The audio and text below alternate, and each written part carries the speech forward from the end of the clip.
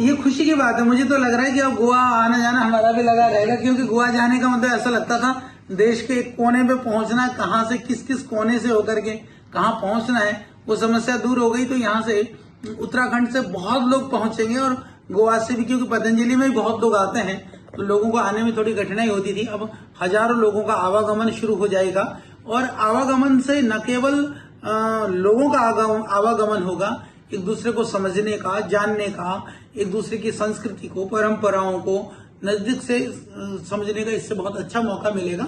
और हिमालय भी क्योंकि देवभूमि है, यहाँ पर यहाँ का जो देवभूमि की जो ऊर्जा है वो लेकर के गोवा के लोग जाएंगे और उत्तराखंड के लोग गोवा जाकर के गोवा के जो विविध रूप है उनको दर्शन करके यहाँ आएंगे। देखिए, जहां पर भी काशी शब्द आता है ना, वो ज्ञान की वजह से आता है। चाहे वो वाराणसी को काशी कहा जाता हो और गोवा को भी इसीलिए दक्षिण काशी कहा जाता है।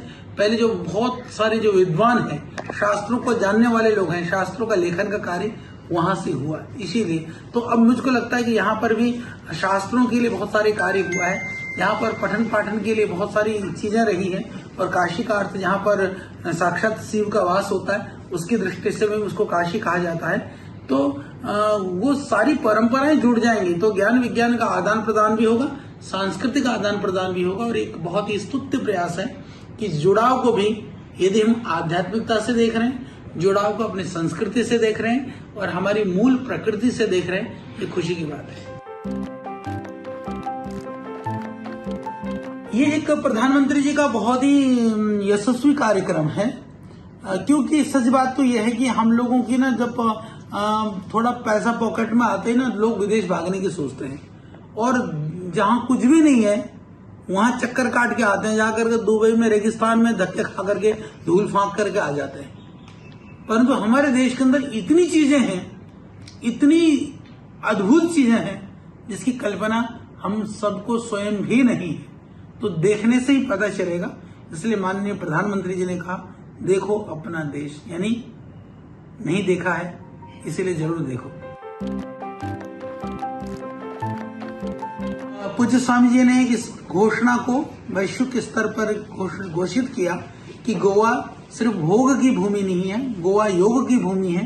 क्योंकि गोवा का जो इतिहास है, हमारे जो पूर्वजों का जो इतिहास है, वहां पर जो संतों का, साधकों का और आध्यात्मिकता के लिए जो कार्य हुआ है वो बहुत कम लोगों को पता है।